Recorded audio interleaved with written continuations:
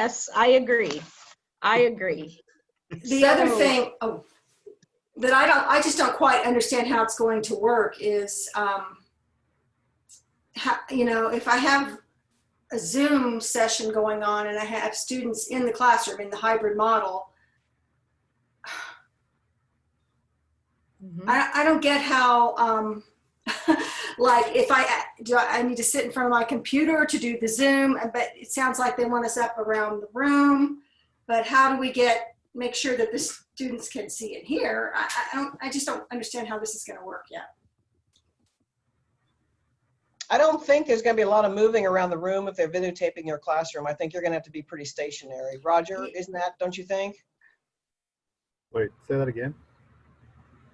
If you are working from your classroom and it's videotaping you for those who are coming in remotely, I don't think there's going to be a lot of movement around your classroom, will there? Unless during work time, unless when they're doing seat work. Roger, what do you think? Yeah, well, you have to maintain 6 feet from the students.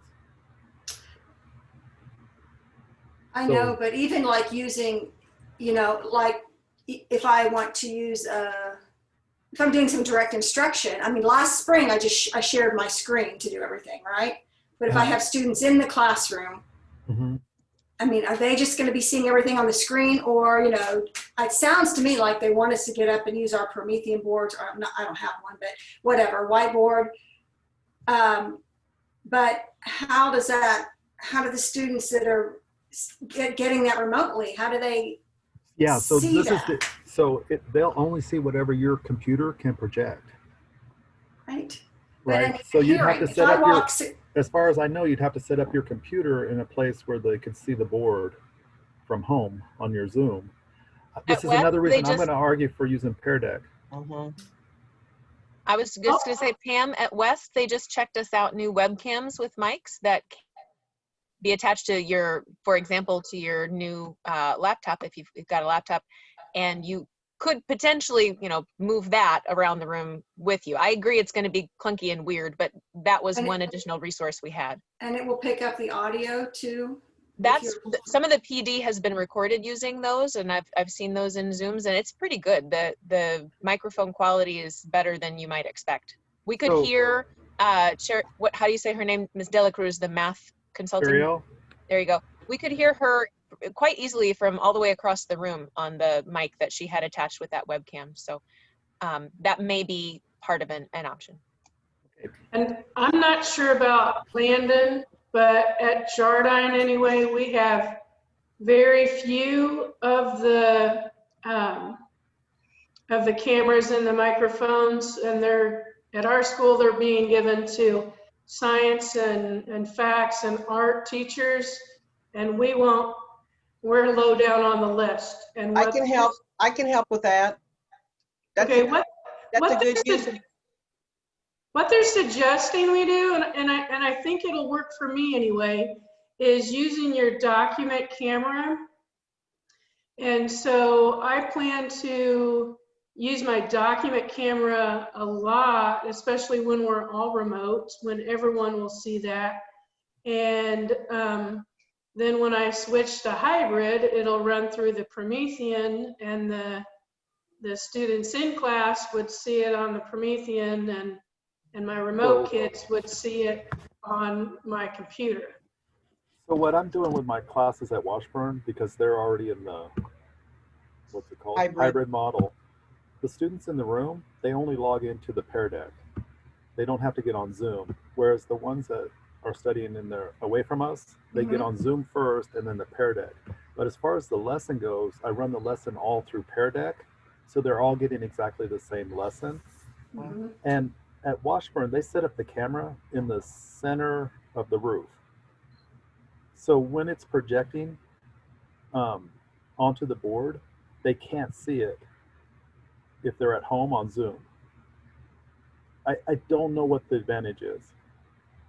They can see me walking around and they can see I'm doing stuff on the board, but there's no way to zoom in or zoom out or focus on one part of the board or those sorts of things. And so I have to use the Pear Deck and write over the Pear Deck and annotate on the Pear Deck. I feel like so that everybody can see it. The students said they like to be in the room with, I asked them what advantage it is, because they can't see my face because I have to wear a mask the whole time, and they're all wearing masks. But they feel like when they're in the room, if they did have a question, it's easier to ask. That's the advantage they see to being in the room. Now, those are college students. I don't know what it'll look like with high school or middle school students. Because, I mean, I'm thinking if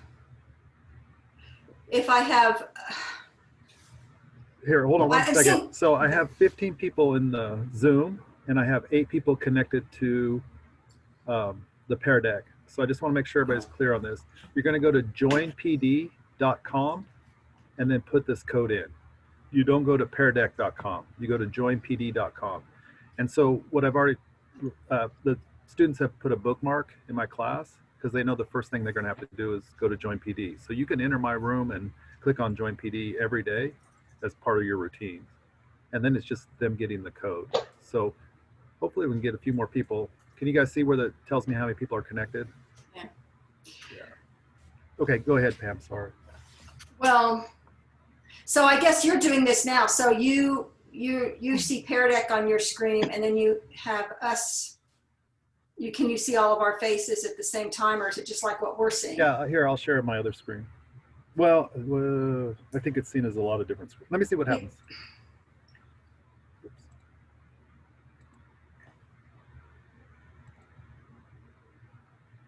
Yeah, I don't have a way. I mean, I'm thinking of projecting my Zoom right onto my, through my document, hook my computer up and project this onto the screen. I mean, I got to be able to see the students' faces at home if they have questions or something. I don't know. Yeah, so. How do you do Pear Deck and then monitor your students in Zoom at the same time? Oh, okay, yeah.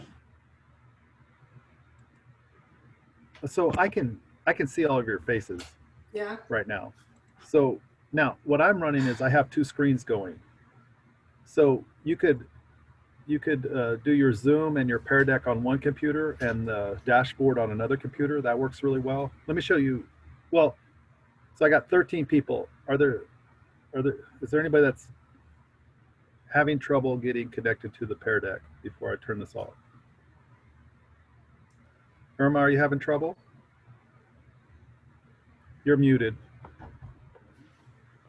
No, I'm in there. Okay. I already joined PD. Okay, great. So, well, here I can show you.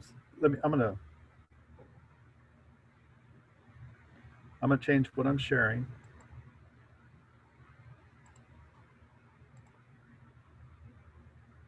Oops. Okay, so I can move your faces anywhere I want. I can put it on any screen. Stop it, Alyssa. Anyway, as a teacher, so you guys are looking on, so there's everybody in Zoom. To get to Zoom, you have to go down to the little blue dot at the bottom. So you'll have you'll have a Pear Deck going on, and there'll be a tab with a little pear at it. That's the Pear Deck. I don't see, sorry to interrupt, but It's I don't okay. see what where you're projecting in a small, I don't have that. I see what you're projecting, but I don't have it.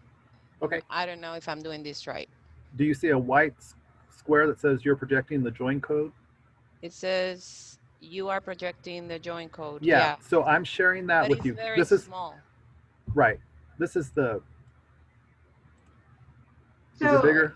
Yeah. Okay. So this is the dashboard, and I never have it big because I don't need it big. But I'm gonna close join code. Okay. Okay. I'll say as a student, the easiest thing to do is to have Pear Deck be the main thing up on your screen and to minimize Zoom. Right. You'll still see like the little Zoom over in the corner, and like what I found was working really well, and Roger will probably do in a second, is that as a teacher, I stopped screen sharing Yeah. that, because then you can see the face of the speaker and the Pear Deck open, so they can see it without. When you screen share, it does pop you open into full screen. So the students will have to minimize Zoom to that little box. Sorry, you stopped screen sharing your. No, screen sharing the Zoom pictures. Right? Is that So what you mean, you just Philip? screen sharing Yeah. a tab maybe, or? So I'm just screen sharing my What he's seeing, yeah. my desktop, not the Zoom part. It, I guess what Philip just said was, if you want to, you can. I'm all where confused. Okay, it's okay. Do you guys have a screen where you can see everybody? No, I don't. I just see you. Just me. Mm-hmm. Well, that's perfect then. If you click, there should be a little button there that you can click and make me even smaller, and then you can I just think listen. Roger, yeah, I think that may be because you are still within Zoom, you are still sharing your screen. So like I can see your face, it's presenter Oh, I view, got you. right? You see what I'm saying? Yeah, so what I'm sharing with you guys now in Zoom is the teacher part of this. So when I click down here, this is what you see as the student, Mm-hmm. but this is what I see as a teacher. Does that make sense? And so anymore, I just I put this on another computer or another screen. So in this case, I put it on another screen, but I could do it on another computer. And I run my sessions out of the teacher dashboard. I don't touch the student So you thing. have to have 2 computers to do that? You need to know how to minimize things, Uh-huh, yeah. or 2 screens, so you can have an extension. Like I have it set up with 2 screens, or you could do it on another Chromebook or something like that. It's very simple to do once you figure it out. So, and then down here, when I click this, it'll take you. Let's try this. I'm gonna stop. Wait, I'd like you to go out of Zoom and into your desktop, and Okay. it should say PD norms. Uh-huh. Okay, and in there to the right, there should be a little box. Mm-hmm. And for right now, in the box, write your favorite color.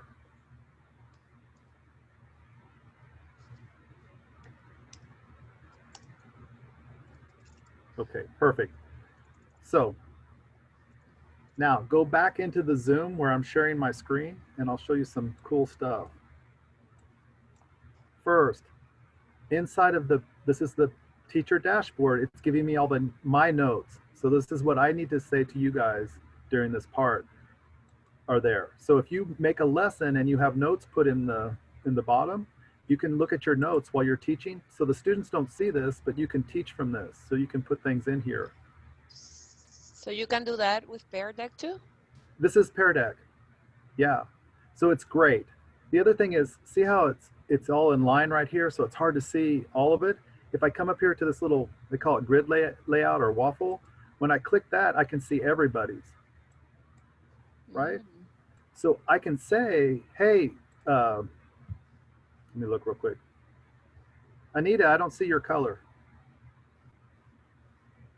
I don't know if Anita's still with us, but I can say, hey, you forgot to do something, or why aren't you typing? And Philip can't be with just one, so I can send him some feedback. 2 colors, Philip? Roger, my question And I can send about this to him. Now, just a second. So when I do that, he got a little message from me. So I can send individual messages to anybody that's in the class that's answered. Or I can say to the group, hey, you didn't answer.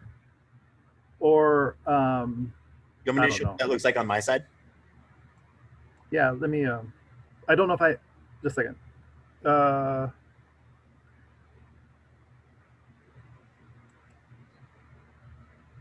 I don't know if I gave permissions to anybody. Yeah, I can't screen share. Just a second.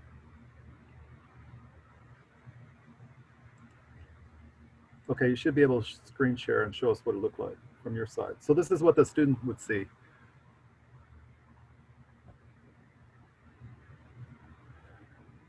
Okay, a moment ago it had you have feedback right there. Oh, okay. Now it doesn't, but it popped up. A little note. Okay. Okay, there we go. Yeah, so it popped up a little thing in the left-hand corner, and then it moved to here with this little speech box. Okay. So I got to see what I said, and then which one is the best. So I'm guessing the red, the red dot says you haven't replied or haven't read it, maybe. Yeah. And then if you mark red, then it's done. Okay, perfect. All right. So Roger, my question about this sharing, is, Philip.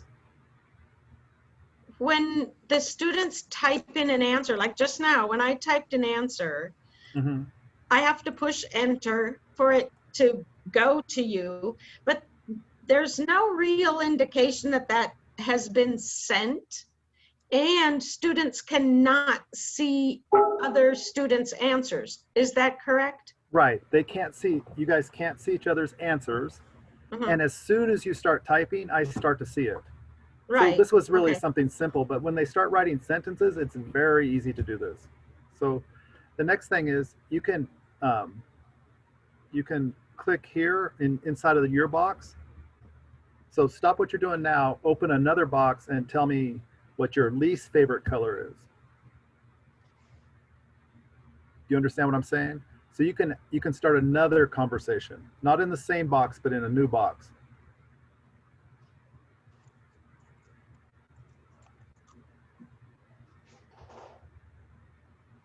So these are the first answers you guys gave.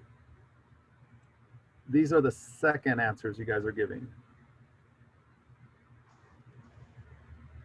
So there's really no, I mean, they can open as many of these as they want to. I guess there would be maybe a limit, but does that make sense? So you could ask a question just like I did, and then ask another question, and they could answer in that same square to the right, just another answer. And this is something that I'm working with. If you wanted to click there now and write some kind of note about what we're doing to remember, at the end of this presentation, I'm going to send you your takeaways. So you'll get your responses to each of these questions or each slide, and you would have your notes from it. So it's a way you could take notes during the lesson. Also, I can see what you're writing as notes and kind of guide you on that. I hope that's making some kind of sense. But students cannot respond to each. I mean, they don't see each other's answers, so. They don't. Let me, so if I wanted all the students to see, I can go down here, see what says show responses. And now on your other screen, with where you're inside the Pear Deck, where you're typing, you should see everybody's response. Do you see it? So I'm showing everybody's response. So, but it's still anonymous. It doesn't have the names. So the students that think they're going to get called out on something are reluctant. So what we're trying to do is make it anonymous, but we can go through this. So I do this all the time in my classes. I'll think of a question and I'll ask them, I don't know.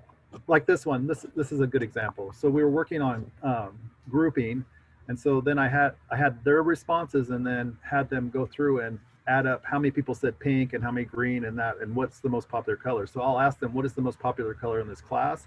And they made another response to say what it was. So it's a very nice way to. I'm not seeing other students' responses on mine. So are you inside the Zoom or are you inside the? I'm in Pear Deck. And you're not seeing everybody's response? Is anybody else? No. I am not. Nope, not right now. Not right now. Okay, so I misunderstood that because when I put show responses, oh, I know what it is. I know what it is. Here, okay. I thought show response showed everybody the responses. Everybody in the room, the responses, all the responses. But you're just seeing the slide still? In Zoom, you can see Correct. the responses. On Pear Deck, I'm seeing the slide and my 2 responses. Oh, okay. So when you say show responses, it must just be in my computer. May have to reshare your screen. Yeah. So I'm gonna go back to what I thought was you guys' screen, but I must be wrong.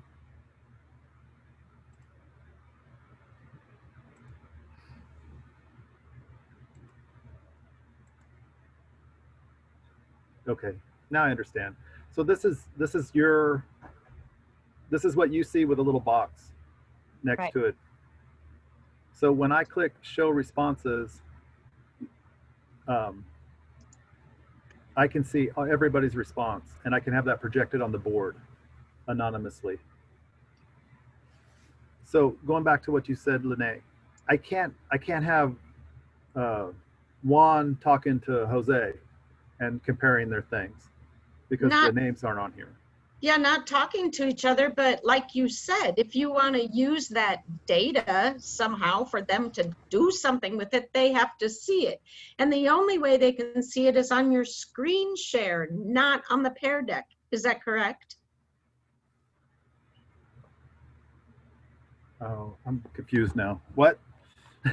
We are not seeing everybody else's answers on the Pear Deck. Okay, go. We're only seeing. I think right now you're probably in the Zoom. So close, get out of Zoom and go. No, she's correct, Roger. That's exactly the case. In the Pear Deck, we can see just I our got slide you. and our own answers. Wait, I yeah, and misunderstood. within the Okay. Zoom, we see everybody's.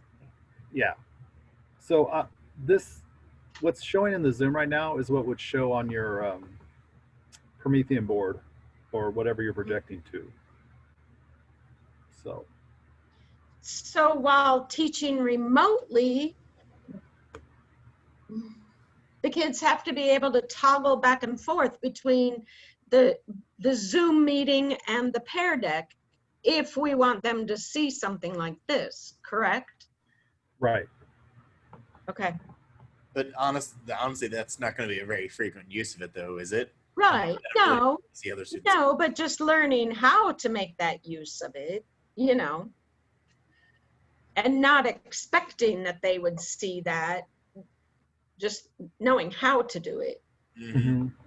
Is there any way when you share the screen on Zoom that you don't, all the tabs and things don't show up? Because I know I find that really confusing. I think they're my own tabs and, you know, is that possible? I guess I don't understand your question. Well, when you share your screen, I see, you know, your whole screen. I see all your tabs right above tabs for different pages. Everybody's shaking their head no, but it's not possible. And that becomes well, I mean, really. What do you want it to do, Pam? I want it to show. Well, I mean. Because I can decide which window opens up, and I could just have it be the one window that doesn't have a bunch of tabs in it. Just try that. Let's see what that looks like. Just pull it out into a new window. Yeah.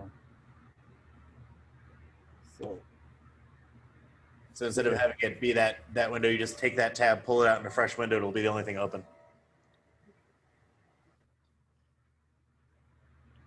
So, Linnea, from what you said, one of the drawbacks of Pear Deck would be it kind of puts students in their own little silo. It doesn't let them do things across from, like comment on each other's work and that sort of thing, right?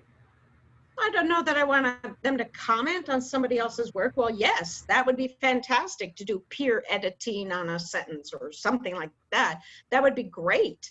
But but also, like you said, inside of Pear Deck, we wouldn't be able to do that. But we can definitely do that outside of Pear Deck. Right. So they can, if you had a Google document, they could share it with another student and comment on each other's work, that sort of thing. Mm-hmm. So we have other applications that could do that.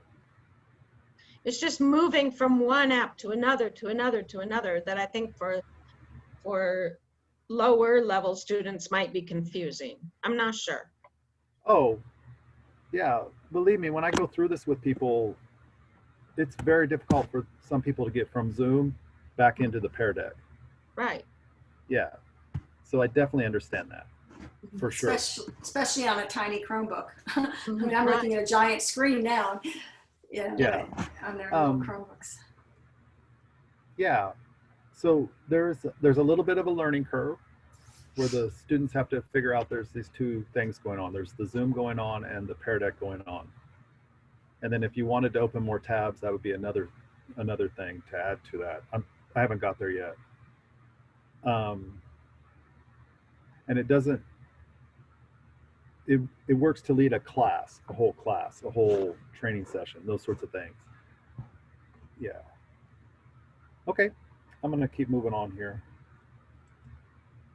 So again, anytime you want to make a note to yourself, you can make a note in here. And the good thing is at the end, once the session's finished, I'll publish the takeaways. And so that means you'll get a copy of all the slides with all your comments on each slide is what the takeaways are. So I'm kind of moving through those. Let's see. The other thing I wanted to show you is, do you see where it says virtual Kelpa standard setting event? Inside of the Pear Deck, you should be able, that should be a live link. You should be able to click on that and go to it. So please try that. And let me know if you have an issue. It worked for me. Works great. Yep, me too. Okay, so here's something that's beautiful in this. So I'm teaching, the other night I was teaching holidays and festivals and stuff. And so they were doing this reading. Well, I put links in it.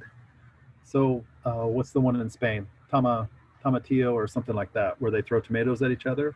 Well, I put a link to a video. So in the story where it said the name of it, I highlighted it and linked it to that video. And when they clicked on it, it went to the video to show them what it looked like. They loved it.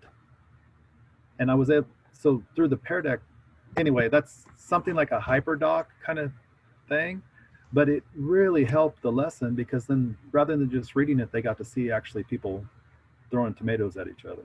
That's nice, and I like how it opens in a new tab. It doesn't take you away from the one you're already on. Yeah, yeah. Okay, so I'm gonna keep going. So again, any of these blue links will take you to those forums and whatnot.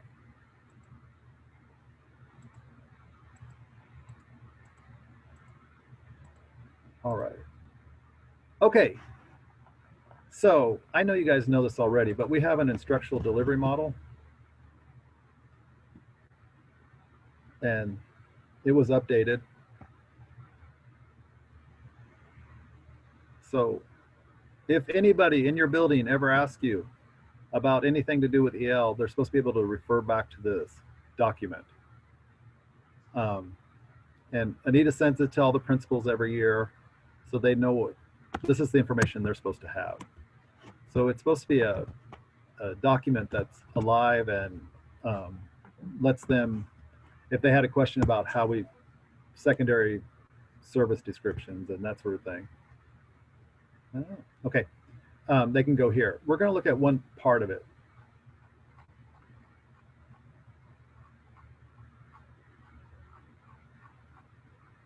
Right here.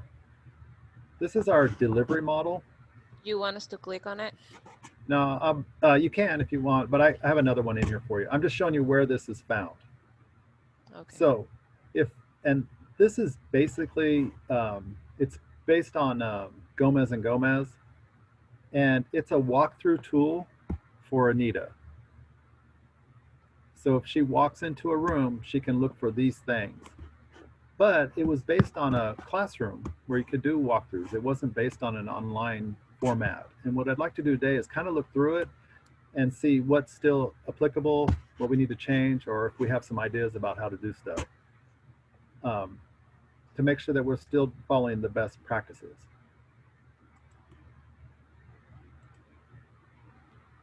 So I thought when I first read it that none of these things would be possible. So go ahead and look through here.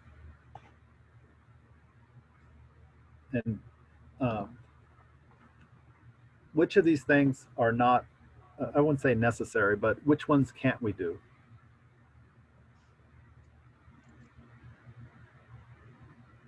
Anybody can answer. Can you repeat the question, please? Look through this list. Can we have vocabulary of the environment is labeled and utilized? Can you put door above door? Can you put board next to the board? All of those kinds of things. Can you label your environment? You can, but I did this last year, and then I saw somewhere that was for beginners or for, I mean, is that really basic vocabulary? Are we supposed to be doing that at the secondary level for those who are not beginning speakers? So the idea is that you can make it more sophisticated as you go along. But yeah, and also, yeah. Are we, when they say label that, are you labeling it in English or Spanish? Because you just want to do it in English so they know what the word is. Yeah, so in the bilingual Not necessarily in classrooms, and Ms. Spanish. Hop, correct me if I'm wrong, in the bilingual classrooms, they have it in both languages. But in our classrooms, we would do it in English. The only thing that I can see here that would be something that we can have, and something that Eisenhower is asking all of the teachers to have, is to have what you're teaching, the content and the subject area, the success criteria and all of that visible to them.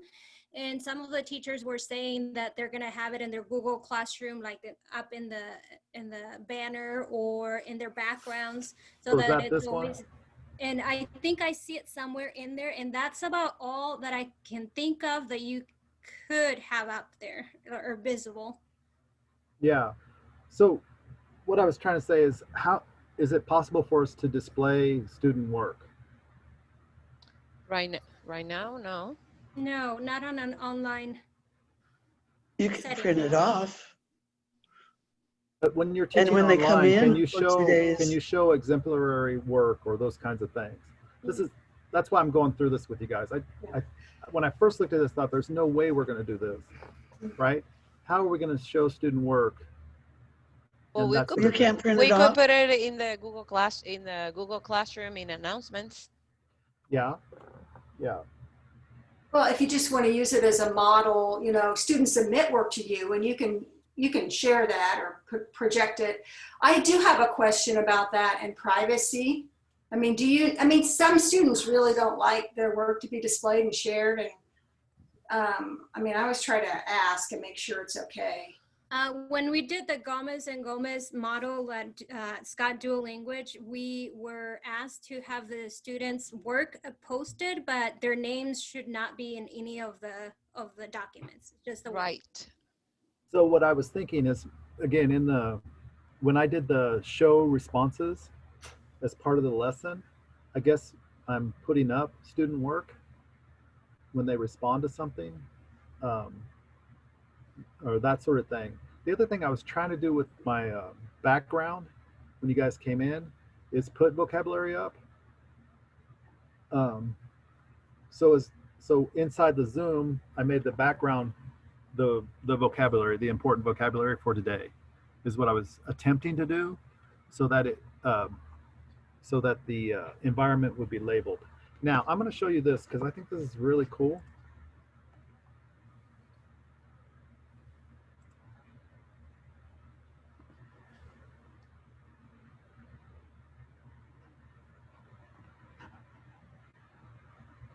What did I do wrong? Did I put the wrong label in? Cynthia, did you send me it as a pear deck or just as a slide or slides? It's a slideshow if it's what I. Yeah, I probably just.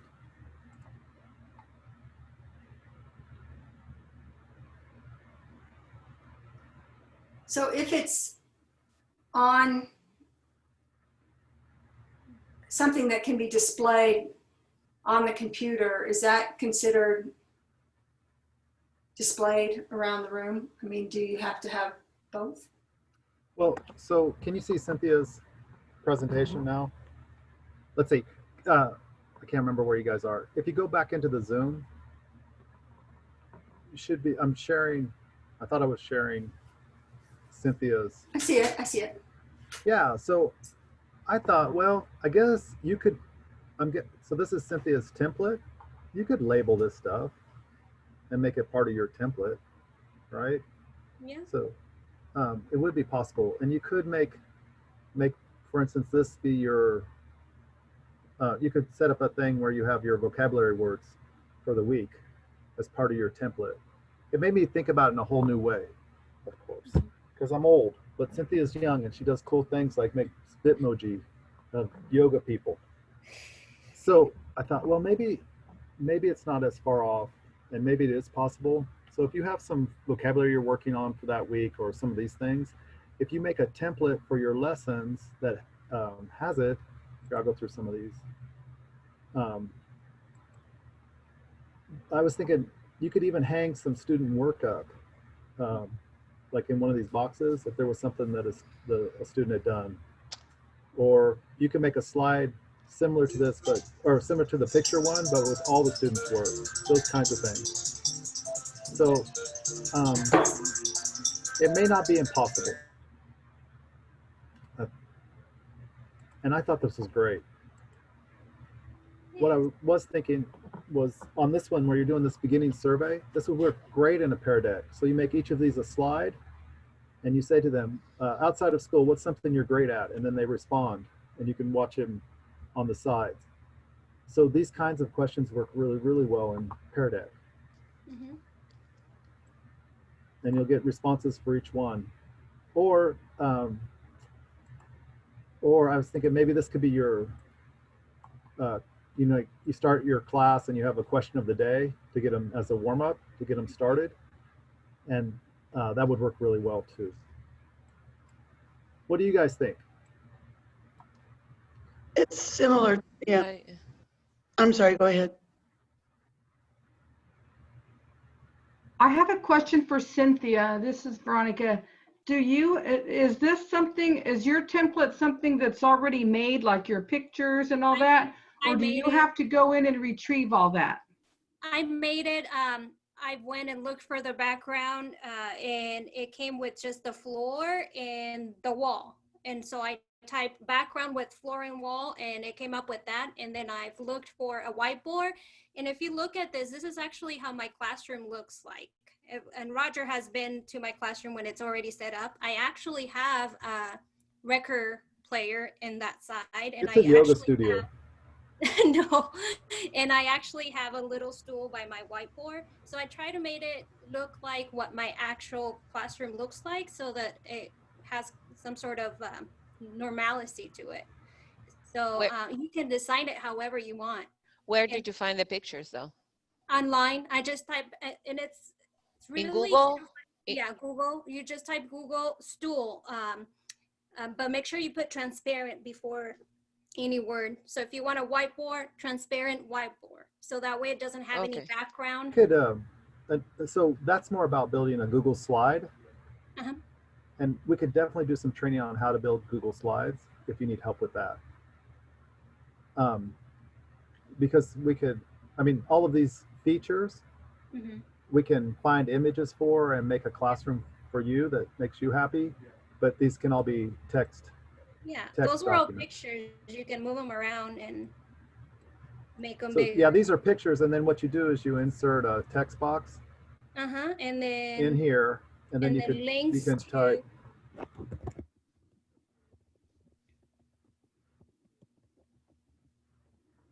That kind of thing. So Roger, I'm happy to show you how to do all that. Roger, if you go to the first slide, go to it, and then go to present.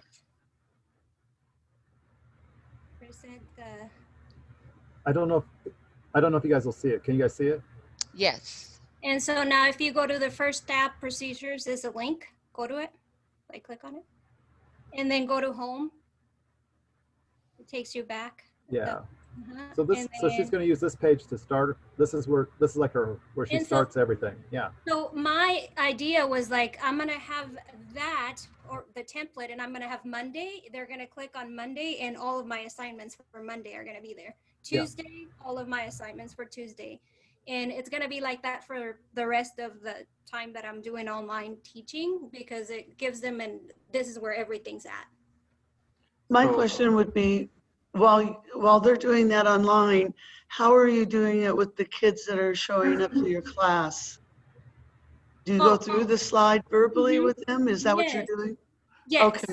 So where it says they get to know you, Mrs. Hop, I'm talking about myself. The next slide where they get to do it themselves, I'm talking about that with them. And they, this is where you would put in your pictures. This is where you would type in your information. You're gonna get a separate thing for you to do online. And so I'm walking through the steps with them.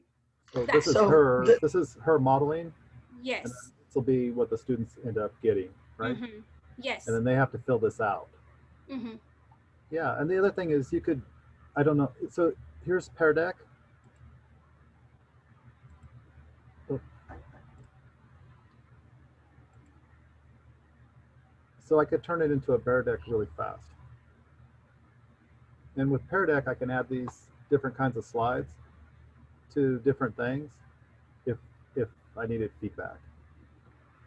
So that would be another idea. But I love what you're doing. I guess what I was trying to say is she's made a classroom environment that, let's go back to the, can you have vocabulary labeled? Well, you could make that background and label some stuff. Could you display student work? Definitely with that format. I'm not sure about this one because it's hard to do the interactive, but you could have your language objectives and your success criteria and those sorts of things put up.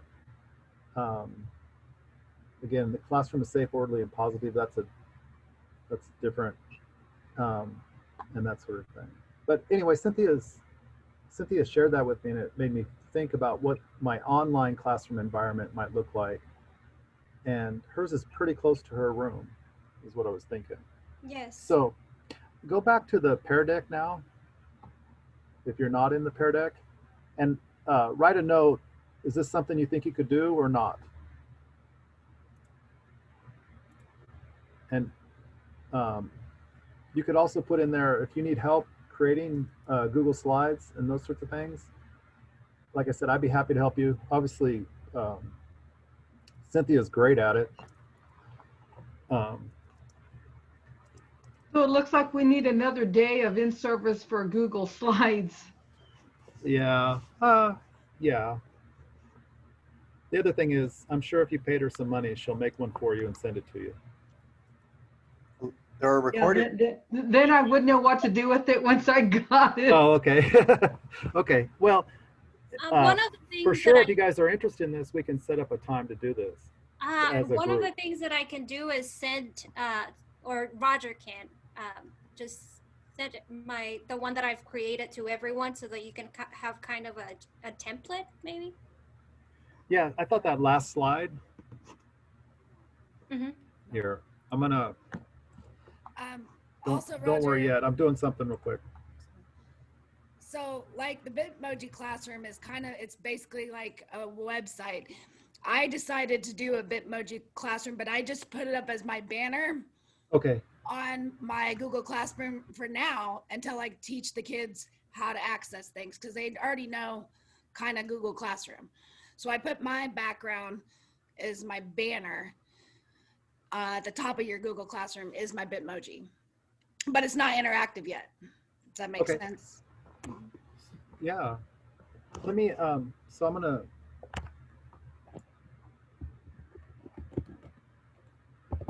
I cannot type. There we go. So, Cynthia, it's okay if I share that slide with you.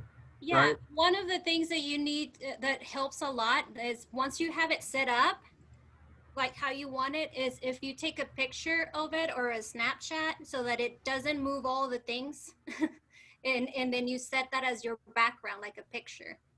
That way the students are not moving things around and it's already. Yeah, so what you can do is come here and download it as a JPEG, as a picture or a PDF, because it'll do the same thing, and then upload it back in there. As a picture, yeah. Yeah, that'd be great. Again, I'm happy to help. I'm sure Cynthia can help you. Did you learn how to do this just by practice, or is there like maybe a YouTube lesson that shows you how to do that?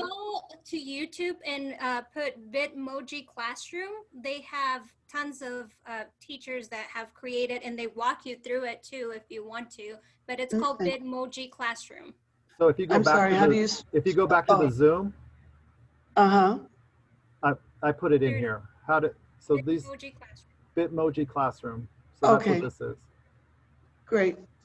I think that's what Caitlin was talking about in our, oh, you won't know that. That's not at Chase. She would introduce that to us. Okay, great. I think Thank these you. are really cool.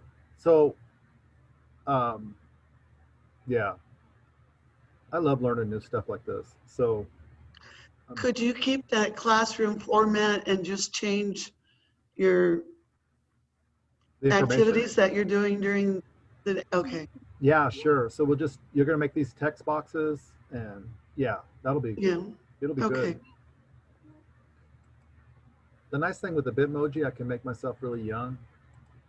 How I really see myself. Oh, you're not very old. Trust me. Okay, so I thought the classroom environment would be really difficult, and then Cynthia burst that bubble, and I think there's some real possibilities about doing some language things with our online classroom kind of look that will definitely help our students. So let's go through the other part of the slide, which is about the instructional processes and student learning. And I'm curious what you guys think about this. So first, learners provided authentic, meaningful opportunities to read and write. Reading and writing, authentic, creative, meaningful tasks, reflective, and process writing. I think that I don't have any issue teaching reading and writing online. How do you guys I'm really feel about confident it? we can do this. This part I feel really confident about. Yeah, I find it actually easier in some ways, like I've already said. So they will have to, I mean, if you haven't been, they'll have to know how to, I think they'll have to know how to use Google Docs and some of those kinds of things. And if we can learn how to do the News ELA in a very powerful way and the no red ink, I think it could actually work really great.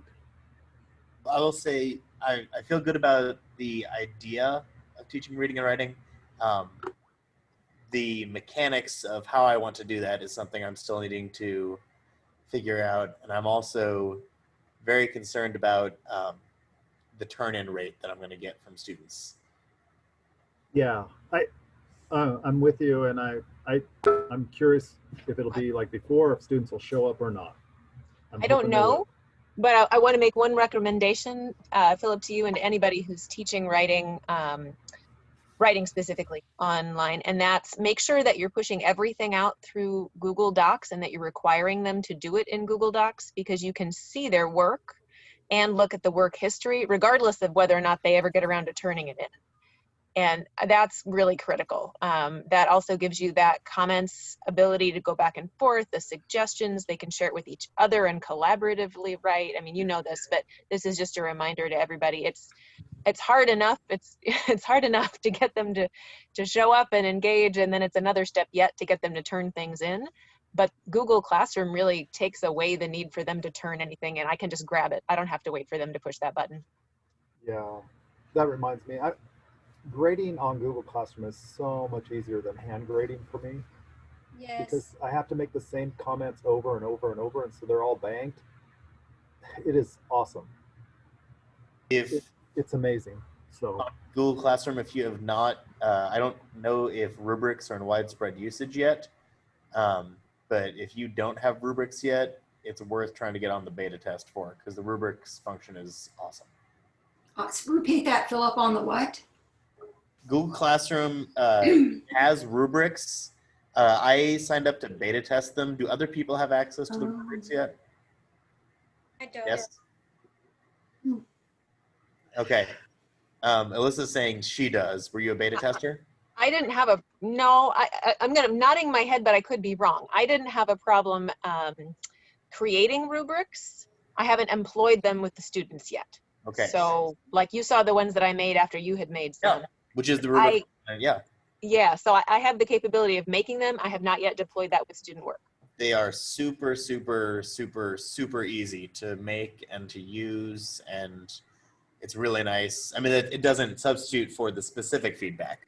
You know, you want the specific written feedback for the writing process that you can do with your comments, but in terms of general feedback, I think the students really liked to just be able to boom, it gets sent right back to them. They can see each of the criteria and all that. Yeah, so I'm with you guys. I'm feeling like this part, I got it. I hope you guys are feeling that way. I feel like I got it, but I also wonder what, to throw a wrench in here, what about the idea of trying to minimize screen time? Are we concerned with that? And I mean, I'm like, well, I guess not, in the sense that the district, I mean, kids are being held accountable now. So our lesson design say, you know, we're supposed to like do something for 20 minutes, right? Direct teach. And then 40 minutes where they kind of set their Chromebooks aside. Now, I did ask the question, well, can that 40 minutes be reading and writing online? And so there's two thoughts. One is, are we just trying to minimize screen time? Or are we just trying to minimize, you know, looking at a teacher or doing a direct instruction lesson? I guess we'll muddle through and figure it out. I was going to say the other thing that I've been doing also is my students have to take notes by hand, and then they take a picture of it and email it to me. Yeah. So there's some of those kinds of things you could do. Yeah. So if you want them to write by hand something, it's, they can definitely take a picture of it and send it to you. The problem that I had with that is I can't make comments on it. I mean, it's not conducive for that the way it is when they're typing online. So, hey, it's 10:57, and some people told me they had mandatory things at 11. So if you need to take off, it's fine. We'll record this. And we are recording this, and you already have all the slides with the links and everything. And I need to keep pressing through. Let's see. Maybe this one is the one that kind of threw me off. And do you guys have any ideas about this? Not the summer. You guys know summer? This is really what we're going through right now, where we're not just doing what we did in the classroom, but we're actually trying to do new and better things online.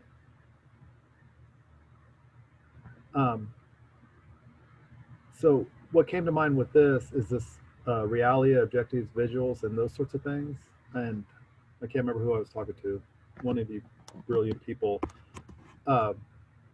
They're planning to do lessons where the students are sitting there and they say, okay, we're gonna talk about books. So get up and go get a book and bring it here and show me that you found a book in your house. There's those kinds of things to bring realia and visuals into the lessons.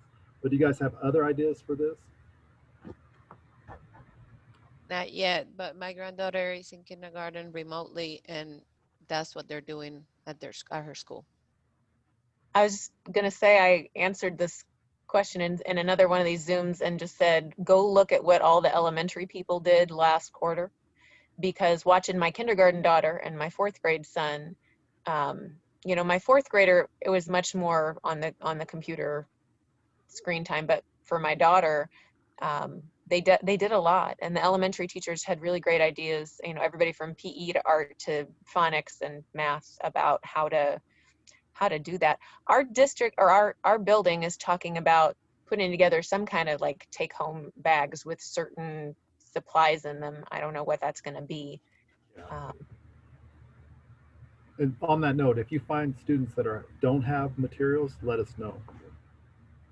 Because Anita has basically a care package that she can send with pencils and that sort of thing. Since we're on this and I want to keep using Pear Deck, can you guys write yourself a note in here about how you might be able to make this work? If you just want to look at elementary school teachers, something, but add a note here so that when you get your takeaway, it'll jog your memory about things you might want to try with this.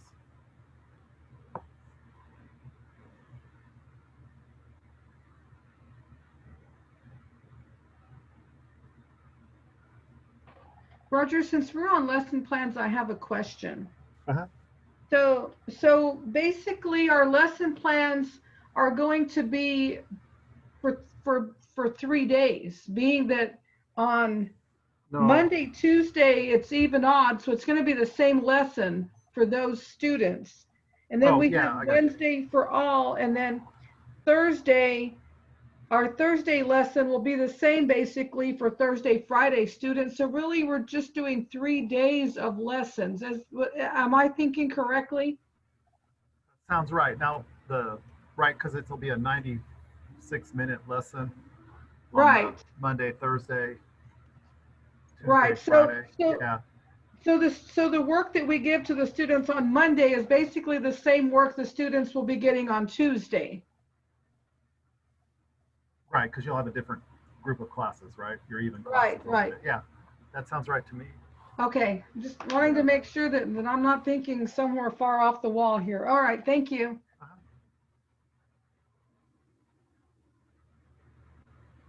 And then I have one other question. Okay. Being in the last spring that I wasn't thinking clearly at all, could you resend us the link to the textbooks, because they're not going to be allowed when we go back into phase 2. They're not going to be allowed, of course, to have textbooks.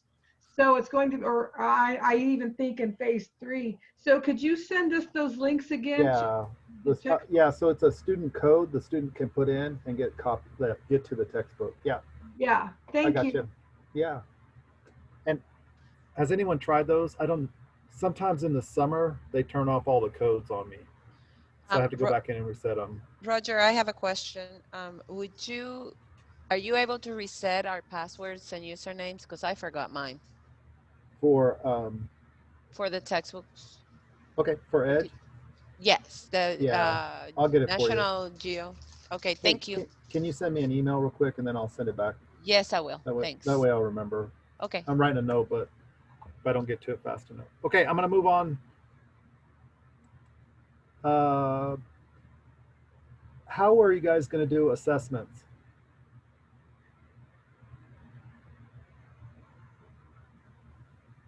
I guess you can write a note here, but have you given the thought? Do you have online assessments? Are you going to use Google Forms to assess kids?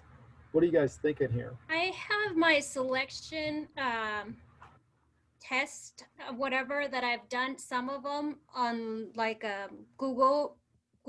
So I'm going to be using those for selection test. Yeah, but we should be using different units this year. But yeah, well, okay. Not those, but like that. I'm with you.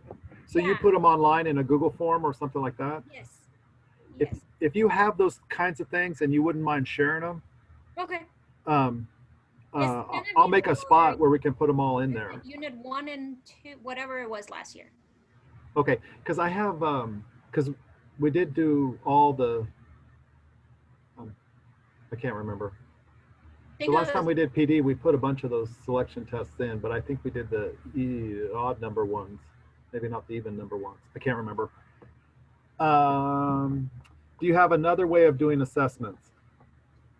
I would only suggest we did last year the common ones for speaking and writing, and that turned out to be a really good process. That at least I felt that way. And so if folks were interested in trying to do something like that again, a common quarter 1 speaking, a common quarter 2 writing, that's something I'd be invested in. I really like the looking at how French is doing, looking at how Robinson is doing, like those, the one where we put in like where our students were, so that I could compare how my students are doing across the district. Okay. So I think we've already talked about this. I put a couple into Mastery Connect. The issue for me is that half the test is vocabulary. So you end up with lots of data on vocabulary, and it's specific to whatever the selection is. It's not general vocabulary. Yeah, that's what Lene and I were talking about. Yeah. So anyway, something more to think about, and we're not going to get time for it. When I had the CDM part, it was also talking about assessments, and since we're talking about assessment, I was going to look at putting the Edge placement test online somehow, maybe in a Google form, maybe on Mastery Connect, because we don't have any CELPA data. We could use the placement test and get a better idea of where the kids are reading, or their reading levels. That's basically what the test does. Is there any interest in that? Have you guys used the edge placement test before?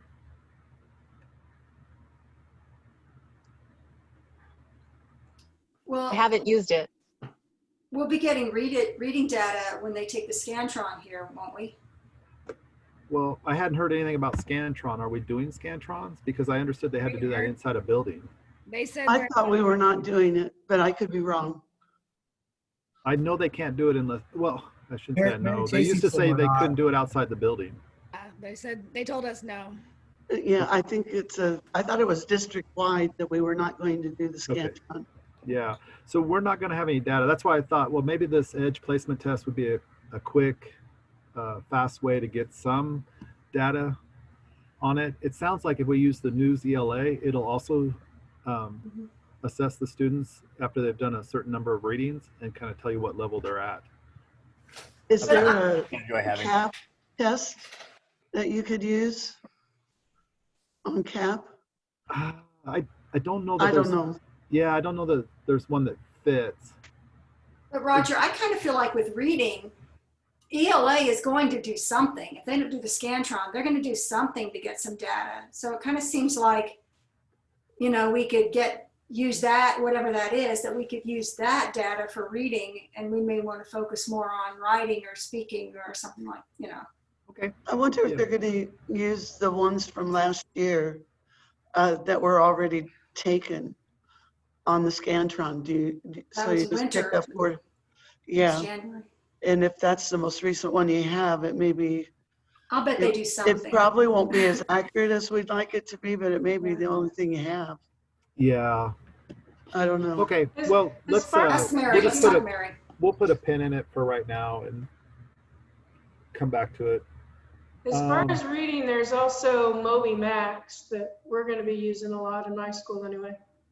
And will it do does it do a reading assessment? I don't know much about Moby Max. Yes, in fact, that they start with an assessment. Okay, perfect. And then it'll place them, when you assign it, it'll assign them where they are and working on the standards that they need.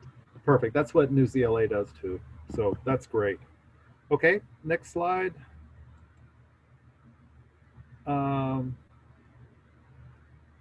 This is just making sure that when we do formative assessments, they're linked to standards. I'm gonna keep moving. That we talk about standards in the room. The DOK levels, I don't feel like being online changes that too much. I think we can continue to engage higher order thinking skills online.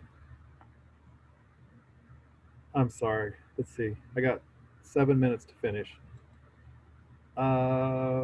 This is, and Lene already mentioned this. I'm not sure how to group students. I'm not thinking we can do breakout rooms.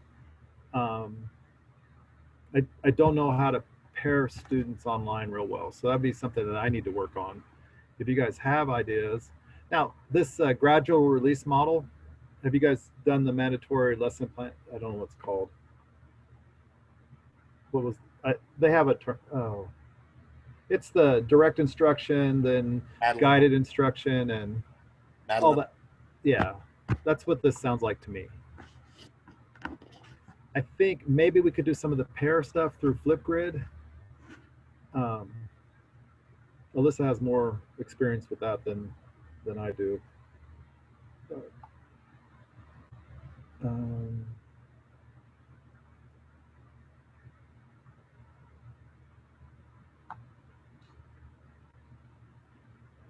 Frequent use of native language.